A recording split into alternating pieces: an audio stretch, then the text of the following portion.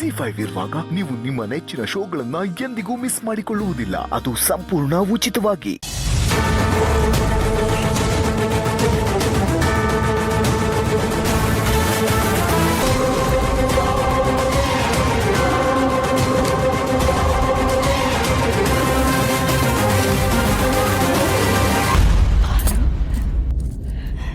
ಅಮ್ಮ ಅಳಬೇಡಿ, ನಾನು ಎಲ್ಲಿಗೂ ಹೋಗಿಲ್ಲ.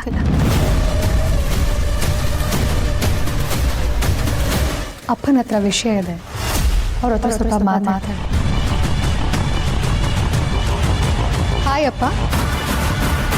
ಹಾಯ್ ಅಣ್ಣ.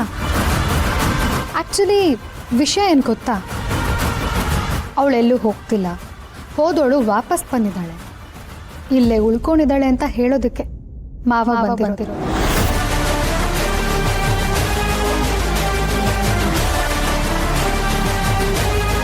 ಆದರೆ ನಿಮಗೆ ಮಾವನ ಮೇಲೆ ಎಷ್ಟು ಪ್ರೀತಿ ಅಂದರೆ, ನಾನು ಬರೋದು ಸ್ವಲ್ಪ ತಡ ಆಗಿದ್ದಿದ್ರು ನೀವಿಬ್ರು ಪಾಪ ಕಣ್ಣೀರು ಹಾಕ್ಬಿಡ್ತಿದ್ರಿ ಅಲ್ವಾ? ನಾನು ಅದನ್ನೇ ಹೇಳೋಣ ಅಂತ ಬರ್ತಿದ್ದೆ ಪಾರು. ಪಾಪ ಇವರು ನಾನು ನೊಂದ್ಕೊಂಡಿವ್ನಿ ಅಂತ ಅನ್ಕೊಂಡು ಏಟೊಂದು ಸಂಟ ಪಟ್ಕೊಂಡು ಮಾತಾಡಿದ್ರು ಗೊತ್ತಾ. ಪಾಪ ಸಂಕಟ ಆಗಿರುತ್ತೆ. ಬರೀ ನಮ್ಮ ಅಪ್ಪನಿಗೆ ಮಾತ್ರ ಅಲ್ಲ, ನಮ್ಮ ಅಣ್ಣನಿಗೂ ಸಂಕಟ ಆಗಿರುತ್ತೆ ಅಲ್ವಾಪ್ಪ? ಅಪ್ಪ, ನೀವೊಂದು ವಿಷಯ ಮರ್ತಿರ್ಬೋದು, ನಿನ್ನ ಮಗಳು ಮೆಡಿಕಲ್ ಓದಿ ಗೋಲ್ಡ್ ಮೆಡಲ್ ತಗೊಂಡಿರೋಳು. ಓದೋ ಆಸಕ್ತಿ ಮನಸ್ಸಿದ್ರೆ ಯಾವಾಗ ಬೇಕಿದ್ರೂ ಓದ್ಬೋದು. ಆದರೆ ಸಂಸಾರ ಅನ್ನೋದು ಯಾವಾಗ ಬೇಕಿದ್ರು ನೋಡ್ಕೊಳ್ಳೋಣ ಅಂತ ಹಾಕಿ ಬಿಡಕ್ಕಾಗಲ್ಲ ಅಲ್ಲಪ್ಪ. ನಮ್ಮೋರು ತಮ್ಮೋರು ಅಂತ ಯಾವಾಗ ಬೇಕಿದ್ರು ನೋಡ್ಕೊಳ್ಳೋಣ ಅಂತ ಕಾಯಕ್ಕಾಗಲ್ಲ ಅಲ್ಲಪ್ಪ. ಅದಕ್ಕೆ ಉಳ್ಕೊಂಡೆ. ಯಾಕಪ್ಪ ಮಾತೇ ಬರ್ತಿಲ್ಲ? ಯಾಕೋ ಅಣ್ಣ ಮಾತಾಡ್ತಿಲ್ಲ? ಏ ಮಾತು ಹೆಂಗ್ ಬರ್ತದ ಹೇಳು ಪಾರು. ನೀವು ಹೊಂಟೋದೆ ಅಂತ ಪಾಪ ಮಾವನು ಪರ್ಸುನು ಏಟೋ ನೊಂದ್ಕೊಂಡ್ಬಿಟ್ಟಿದ್ರು ಅಂತ ಗೊತ್ತಾಯ್ತಾ ನಿಂಗೆ? ಈಗ ನೀನು ವಾಪಸ್ ಬಂದಿದ್ಯಲ್ಲ, ಅದಕ್ಕೆ ಖುಷಿಗೆ ಅವ್ರಿಗೆ ಮಾತೇ ಬರ್ತಿಲ್ಲ. ಅದೇ ಅದೊಂಥರ ಖುಷಿಯಾದಾಗ ಕಣ್ಣಲ್ಲಿ ನೀರು ಬರುತ್ತಲ್ಲ, ಆನಂದ ಬಾಷ್ಪ ಅಲ್ವಾ? ನನ್ನ ಹಾಳು ಬುದ್ಧಿ, ಓದಬೇಕು ಅಂತ ಫಾರಿನಿಗೆ ಹೋಗ್ತಿದ್ದೆ. ನಮ್ಮಪ್ಪ ನಮ್ಮಣ್ಣನ ಪ್ರೀತಿನೋ ಏನೋ ನನ್ನನ್ನು ಹಾಗೆ ಸೆಳೆದ್ಬಿಡ್ತು.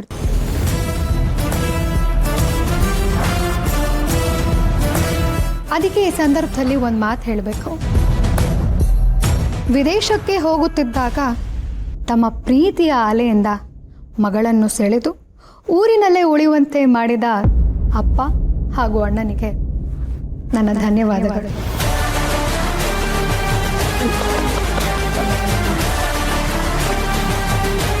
ಏನೋ ನಿಮ್ಮ ಆಶೀರ್ವಾದದಿಂದ ನಮ್ಮ ಸಂಸಾರ ಮೊದಲಿನ ಹಾಗೆ ನೆಮ್ಮದಿಯಿಂದ ನಡ್ಕೊಂಡು ಹೋಗ್ತಿದ್ದೆಪ್ಪ. ಅದೆಷ್ಟು ಪುಣ್ಯ ಮಾಡಿದ್ದೀನೋ ಏನೋ, ನಮ್ಮಣ್ಣ ನನಗೋಸ್ಕರ ಅದೆಷ್ಟು ದೇವ್ರ ಹತ್ರ ಬೇಡ್ಕೊಂಡಿದ್ದಾನೋ ಏನೋ, ಅದಕ್ಕೆ ಫಲ ಸಿಕ್ಬಿಡ್ತು. ಅಣ್ಣ ನಾನು ವಾಪಸ್ ಬಂದ್ಬಿಟ್ಟೆ, ಇನ್ನು ಇಲ್ಲೇ ಇರ್ತೀನಿ, ಎಲ್ಲಿಗೂ ಹೋಗಲ್ಲ.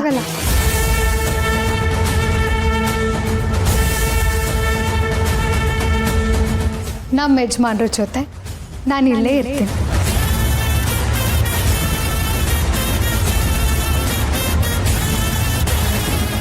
ಅದೆಂಥ ಸಂದರ್ಭ ಬಂದರೂ ನಮ್ಮ ಯಜಮಾನ್ರನ್ನ ಬಿಟ್ಟು ಹೋಗಲ್ಲ, ಬಿಟ್ಟು ಕೊಡೋದು ಇಲ್ಲ.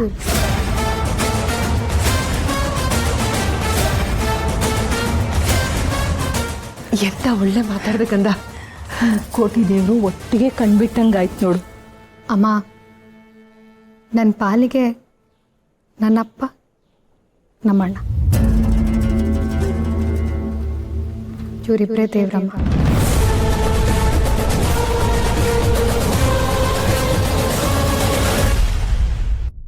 ZEE5 ಆಪ್ ಡೌನ್ಲೋಡ್ ಮಾಡಿ ಎಲ್ಲಾ ಸಂಚಿಕೆಗಳನ್ನು ಸಂಪೂರ್ಣ ಉಚಿತವಾಗಿ ನೋಡಿ.